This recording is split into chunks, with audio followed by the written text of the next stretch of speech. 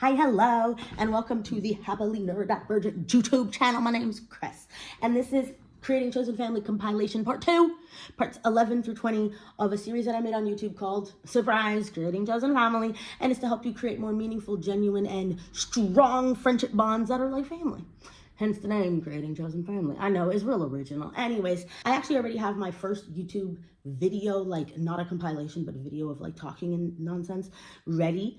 But I need to write an outline, and I'm going to read from the outline so that I don't lose track of what I'm talking about, because I got ADHD, and if I'm like just yapping, I will literally go on 72 and a half tangents on point one. So once I finish that, and then I have time to record it, and then I have time to edit it, because that's the other problem. Me and editing, we don't go like this, we go like that, you know? Anyways, I really hope y'all are enjoying this. I absolutely love making these videos, and I'm still making them. It's not like the series has ended. But I'm trying to finish these compilations before I post any new ones, but I already have like 3 in my drafts. Anyways, have a good one, y'all. Creating Chosen Family. This is a tip on how to do so. I will warn, however, this tip comes with the, you need the spoons.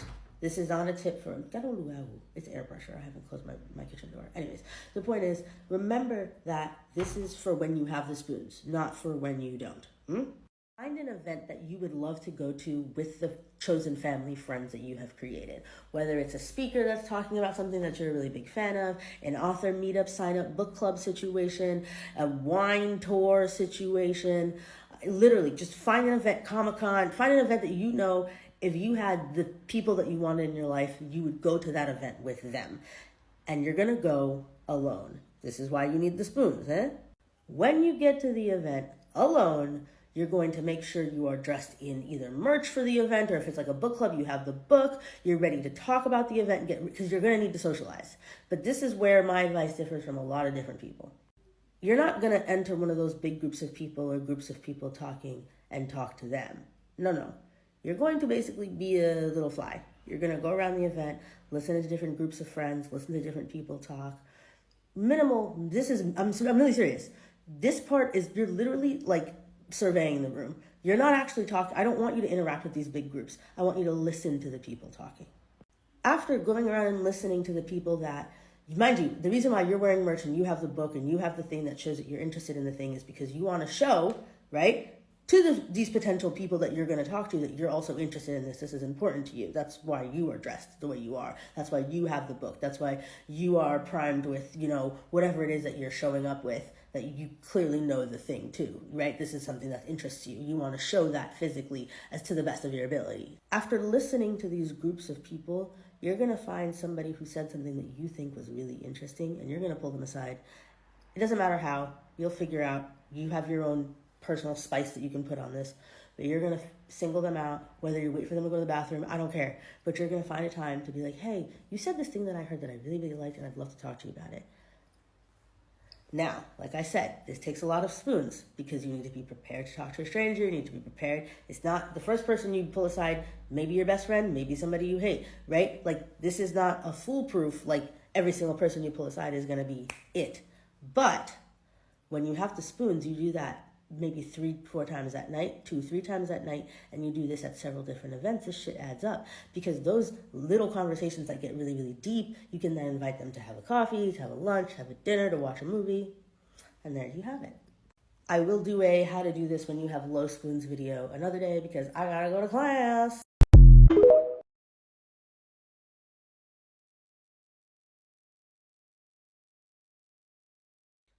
I just woke up, and this app has decided that it wants me to choose violence today. So violence it is. We're going to call this Creating Chosen Family. I think we're on 13 now.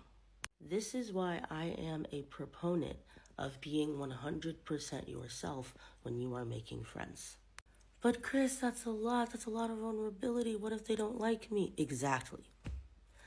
You avoid the people that are only there when it's fun, when it's convenient to them.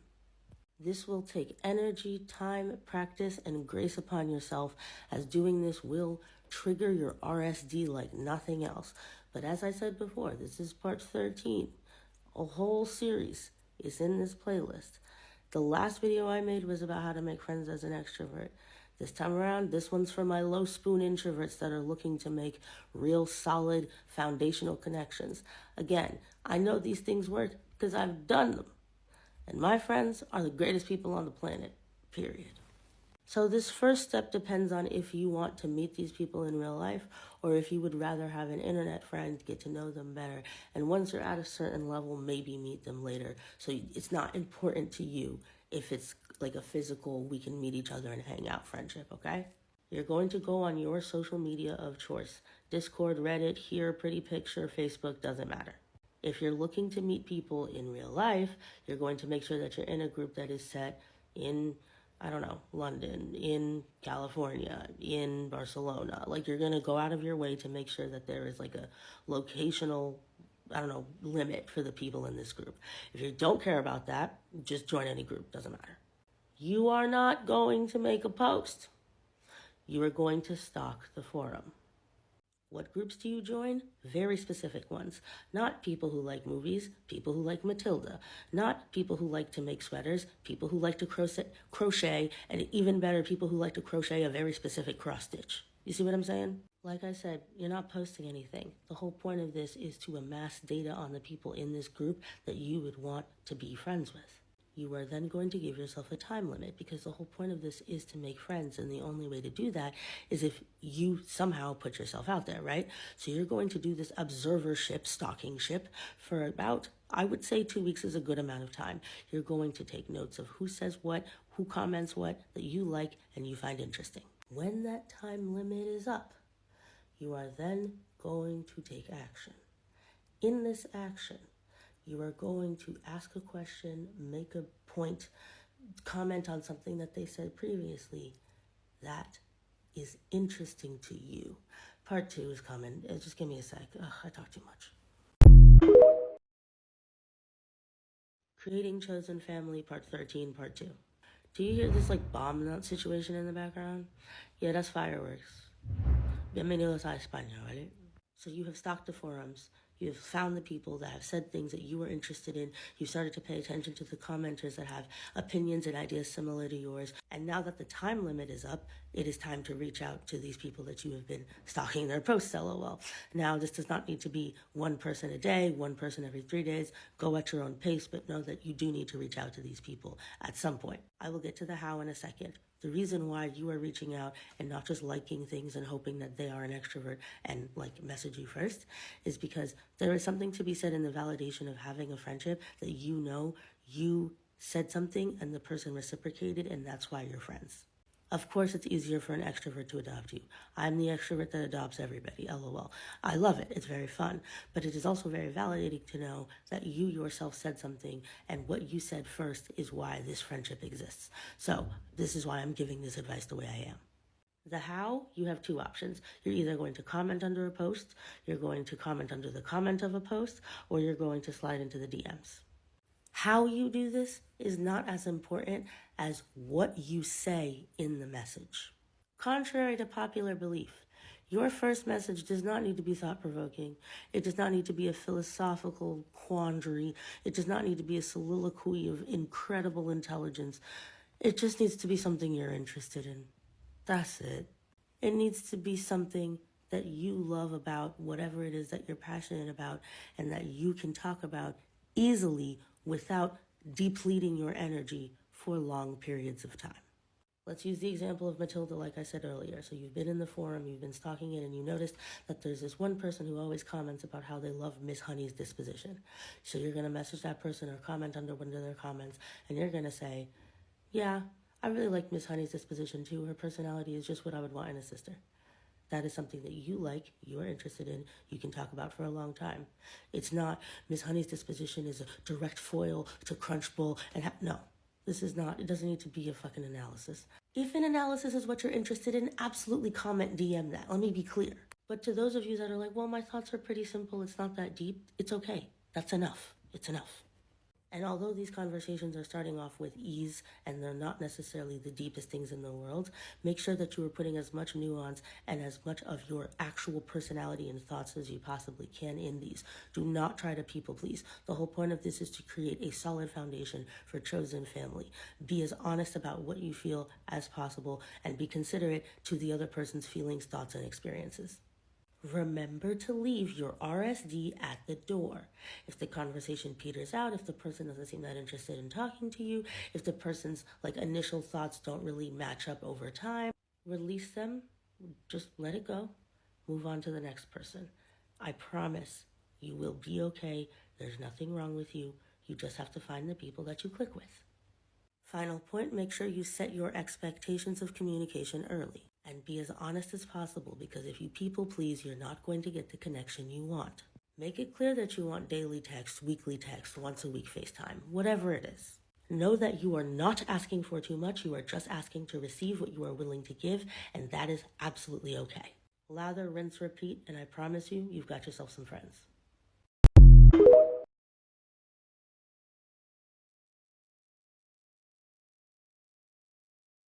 Hi, hello, I am in the completely opposite boat. I've been unmasked autistic, have been my whole life. And I make this series called Creating Chosen Family, and I talk about how you can create chosen family, aka make really good friends. Don't mind my eye being red, I kept rubbing it. Anyways, how you're going to avoid this happening going forward is you are going to make sure that you are as unmasked as you feel comfortable being when you are making new friends. And that means when you make these new friends, you need to be in environments that you feel safe and happy in. Both are important, not just safe, not just happy, but both. How you're going to do this, there are videos in this playlist, but short story long story short, my bad, is you are going to go to places that you naturally go to that make you happy, and you're going to follow the instructions in some of these videos. You're either going to talk to new people, not in groups, individually, or you're going to start joining Discord forums and online things, and eventually getting to the point where you can DM somebody and then be friends with them, okay? I promise I've made full explanatory videos. I'll try to find them and put them in the caption. If they're not in the caption, just know they are in this playlist. Or just hashtag Creating Chosen Family. There's literally like 15 videos, okay? I changed because that has been sitting in my drafts for like 3-4 days and it was in the middle of the night. Anyways, I did want to finish and expound on what I was talking about. A common mistake people make is they wait to open up, in the sense that they kind of keep themselves behind the mask, and then when they feel safe, comfortable, they open up. I know it sounds crazy, but hear me out. That is actually how you end up not making the type of friends you really want to make, because you're not actually showing your personality. So people that are only attracted to what they can see, they cannot see deeper than that. So they won't know what's behind the mask unless you show them. So hear me out. To show pieces of our personality outside of the mask. We want to show parts of who we are outside of the mask. I understand we cannot put everything outside of the mask, but until you put the parts of who you are that you really want to share with your friends outside of the mask, you won't be able to find those people. Hence what I said at the beginning, as unmasked as you can possibly be, in the places that you feel most comfortable in, because you cannot wait until you feel 100% safe to open up, or else what's going to happen is you're not going to make the type of friends that will understand you when you do open up. Obviously, this is not a blanket statement. I'm just saying from my experience, it's a lot easier to make deep connections with people, rooted family type connections with people that started off as strangers, when from the jump, you and them share something that is already important to you. And again, just a reminder, if you're looking for more detailed explanations, more detailed videos, this playlist, videos tagged here, because I can only tag 3 at a time, and hashtag Creating Chosen Family. With conditioning from neurotypical social norms. We didn't just become friends and magically let them go. Okay, but this is something that's extremely important about when cultivating friendships as a neurodivergent. And it doesn't necessarily mean with other neurodivergent people, but as a neurodivergent experiencing the world, right? And you want to make friends that experience the world the same way you do. Be ready for conflict. That whole video is amazing. Absolutely go watch it. We're just going to go ahead and add it to this series of things that you should know when creating chosen family, making friends. But this is really, really underrated. It's not talked about enough. When you have been conditioned to think that your friendship style needs to be a very specific way, it's very hard to break out of that. And I have seen it when I go to make friends with people and they're like, oh, I've never had a friendship that does this. And I'm like, I know, but we're gonna change that now because I don't live like that. I don't live like that. I'm gonna do a whole video on things I do to my friends that are reciprocated, but how I create my friendships in the sense that the actions I take, because I just realized I've never done a video on that. But all to say, this point being that when you are choosing to cultivate friendships as yourself, as a neurodivergent, autistic, ADHD, PTSD, OCD, whatever, and you are choosing to be authentically yourself, Be ready for conflict to arise, because there are some habits that you've picked up, not even the other person, but you've picked up, that maybe you don't talk about this thing because you've had such bad reception in the past, but now you have a new friend that actually cares about you, and they can feel that you're not talking about this thing, and it's really frustrating them, right? Be ready for, you do things a certain way because you've learned if you do it your way, somebody's gonna judge you. And not to say that somebody's gonna judge you is fake, but like that, you know, I hope this makes sense. It's just, it's not real judgment. It's like the way the world sees things. Do you know what I mean? And it's just like this fake, like, oh, well, I don't do that. So you mask that behavior. But then you're gonna get in a friendship with somebody that is going to notice you masking and is gonna call you out on it. And you might feel really defensive because it's like, how did you notice that? Why are you noticing what I do? Like, it's going to be uncomfortable. But push through, it's worth it. Now, do not push through if the person is hurting you. Push through if you notice that the person is unearthing things within you that you've just never had a safe place, safe place to like explore these things. And you can notice that this person is a safe space. It's just an uncomfortable new feeling. Yeah? Hope that helps. Creating chosen family. I think this is part 15. We'll find out in a second. Did you know that if you go into friendships, creating friendships, and you're like, you know what? Even though I have friends, I have to be able to survive on my own. If they leave me, I need to be okay with myself. Now, some people will call this problematic, but let me tell you my humble and honest opinion. Yeah, I make friendships with the concept that they not fucking leaving me because they can't. Because my mental state requires me to have people who love me. So if all the people that loved me left, my mental state would decline, right? So I make my friendships predicated on the fact that friendships make me happy. So I would like to keep them for as long as possible. If you go into friendships with the mindset of I need to be able to be myself, and even if they were to leave me, I need to be okay with myself, I don't know, call me problematic, but then what's the point of the friendship if you're okay by yourself? Math isn't mathing, if you ask me. I'm just saying, yes, you should have a healthy sense of independence, duh. But at the same time, if your entire point of view of going into friendships is, but just in case they leave me, then of course you're not making the chosen family type friends you want to make because you're already 1 foot out the door. I'm just saying, you know, make sure you got a home to go home to, but you can also share an apartment with them. You know what I mean? I don't know if that analogy make any sense. It's midnight, but still. This comment is in response to me saying how I make friends with the intent of being friends forever. Like, my friendships are not temporary. The whole point of making a friendship is to be friends forever, right? And so how do I balance this with developing insecure attachment? I make friends knowing that I am the shit. Like, I firmly believe with every fiber of my being that I am that bitch. I have insecurities. I have issues. I'm not the greatest, smartest, brightest, fastest, whatever. But that doesn't mean that I'm not fucking amazing, right? And so how you avoid insecure attachment with people is when you attach to people, you still have to believe in you. You still have to have self-worth. You still have to know what you are worth. And from there, you can make really good friends because you know what you're worth and you know what you will and will not put up with. You know your boundaries. Ooh, that's a really strong one. If you are not a strong boundaries person, like if you're not great with boundaries, making forever friends is nary impossible because most people will intrude on those boundaries. Most people, if they know that you're not going to hold them down, they're going to push them. Okay? So my point being, if you're not a strong boundary person, I'm really sorry, but making forever friends and like being able to make these types of like 1000% friendships is going to be very, very hard because it's going to be dependent on the other person not crossing your boundaries. And from my experience, even people who never mean to cross your boundaries will cross your boundaries because we are human. We make mistakes. I have crossed boundaries of my own friends. They have crossed my boundaries with no malintent. We just didn't know. Right? But if you have no way of enforcing your boundaries, if you have no way of standing on your 2 feet and being like, absolutely not, I'm sorry, you hurt my feelings, having forever friendships is, like I said, nary impossible because then it's completely on the other person to always 100,000% be honest and always 100,000% understand and be able to tell you when they've done something wrong. And that's not fair. Like, that's just not fair. So yeah, I would say these types of friendships that I have are based on me completely believing in myself, having self-worth, having my boundaries very, very clear, and being okay with being like, hey, we have a problem, you kind of hurt me, I'm sorry.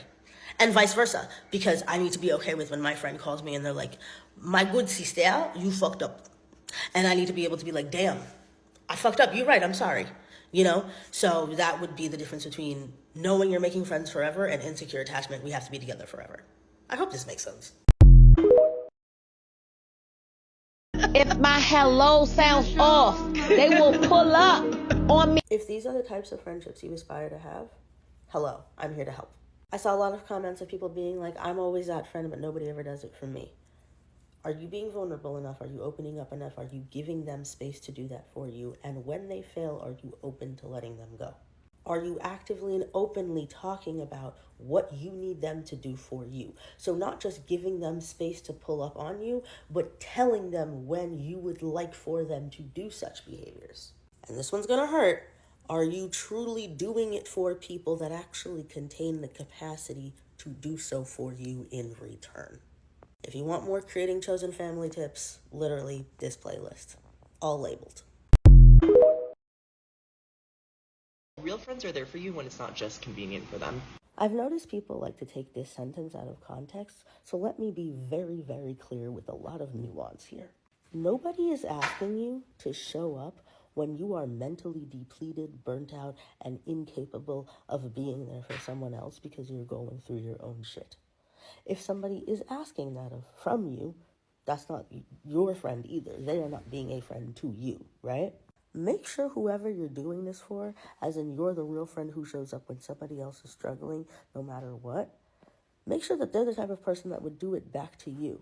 And when you give them an opportunity to do so back to you, right, they actually show up for you in a way that you would want them to, not just in a way that is convenient for them. And if they disappoint you and they don't show up for you the way that you would want them to, or they're not there for you when you need them to be there, they apologize correctly on their own behalf, but not because you had to sit there and be like, well, you really let me down. But the moment you're like, actually, I really needed you, and you don't even need to get into like how they dropped the ball. Once you just say like, actually, you kind of weren't there for me, they're like, shit, oh my gosh, my bad. Like, you don't have to like pull an apology out of them. You don't have to explain to them what they did wrong for them to apologize. If you're in a situation with somebody that you thought that it was going to be reciprocated, and you did this, and you hoped that they would do so for you, and they just dropped the ball completely. My world, I'm not really big on second chances, but if you are going to give them a second chance, just be more aware that you are trying to really suss out their character for your own like behalf, for your own data and archives, not necessarily because they're going to change. Because if somebody has already shown you that they're not showing up for you, and they don't apologize on their own accord, and they don't see what they've done wrong, you giving them a second chance to prove you wrong, I don't know, I'm not liking your chances there, hun. And last but not least, if you're asking someone to show up for you through thick and thin, make sure you're also capable of doing the same thing. Like, make sure you're not just demanding and taking and never giving. Because I think a lot of people are so quick to be like, you know what, mosquito in our house. I want really close community. I want those friends that are always there for me. But you're scared of being vulnerable and honest with other people. And you're scared of telling other people how you truly feel and what's really going on in your life and opening up. But you want other people to do that for you so that you feel close to them. It has to be a two-way street. This is creating chosen family. This isn't like some like cute little friendship. Like, I make friends with the intention of life. When I lose a friend, it's very hard because it's like, damn, I really saw you at my wedding. I really saw, us bumping together on a cruise when we're 60. Like, that's what I picture. That's what I'm going for. And yes, I have lost friends, by the way. I'm not immune to it. It's just, at the end of the day, I think a lot of people are quick to be like, I want this closeness. But then if somebody gets too close to you, you shut down. And I get it. You've been through shit. You've been through trauma. You can't just open your heart again. You've been hurt. I get why. But it's just, if you're going back into the world of like, I want close, vulnerable friendships, you need to make sure that you're willing to open up your wounds too. That's all. Anyways, I made like a much faster, shorter video about this with very key questions to ask yourself kind of thing, and I'll tag it here. So you're trying to make friends, but not like chill friends, like chosen family friends? Welcome. Creating chosen family part, I don't know, we'll find out when I edit this video. Remember that if you are going into meeting new people inauthentically, masking, not showing very much of your true self, just trying to be nice and approachable, you're not actually going to make the type of friendships you want. Because the people don't know who you are, and the face you are giving them is not real. You don't want that. Are you going to dissuade more people from being your friend by acting like yourself? Yes, that's the point. You want the people that are left over to be the people that are actually interested in what you're showing. You don't need to do 100% like me. I understand that is an unrealistic standard. It's very hard to keep that up for most people. What you do need to do, however, is be honest about what you like to the fullest. So let's say that you're a Genshin Impact girly. Do you know what I'm saying? Instead of being like, oh yeah, sometimes I play video games, haha hee hee. Just be honest. Be like, listen, Genshin is my game, okay? Scaramouche, that's my boy. Like, just have a Scaramouche sticker on the back of your phone. Do you know what I mean? Like, just be real about it. And that way, your people are going to be like, oh my gosh, is that a Scaramouche sticker? Oh my gosh. Right? You're just, like attracts like. Think of it like that, you know? Another side effect that is not talked about enough when you go into things trying to be like placating and nice and people-pleasing is that when they start doing things that irritate you, because you're trying to be placating and nice, you're not going to be honest about it the first time, the second time, the fifth time, the 10th time it happens. And one of the easiest ways for people to irritate you without you realizing it is when you have minimized how important something is to you, right? And they start making fun of it because you minimized it. You didn't actually tell them what it meant to you. So they start making fun of it. They start talking shit. They start la-di-da-da-di-da. Oh my God, that's so for kids. It's so lame. And you're offended because you love it. But how would they know that you loved it? You minimized your love of it. So you're going to end up having to minimize how you feel when you're frustrated that they're making fun of people who love the same things you do. You don't want to be stuck in that situation. And if somebody does know how important something is to you, and you've made it clear, like I said, Genshin Impact, Honkai Star Rail, that's your thing. Can you tell I miss my roommate? She plays both of those games. Anyways, but even after you've explained how much you enjoy something, how much something makes you happy, and the person is like, that's so childish, that's so dumb, that's someone you need to distance yourself from. And if you can't go no contact because of whatever situation, you're going to become a rock emotionally to this person. This person no longer needs details on your life. You don't need to indulge in like serious, deep conversations with them because they've already made it clear that they can't even enjoy shit you enjoy with you. That's weird. You don't need to associate with that anymore. Continuously spending time with people that minimize the things that make you happy, whether they know how happy it makes you or not, that's not good for you because in the end, you're not actually spending time with them. You're just sitting around feeling degraded about something you like. And that's not spending quality time with somebody. That's not enjoying time out with somebody. That's you being miserable around somebody else. Mejor sola que mal acompañada. You're better alone than with people that don't like you.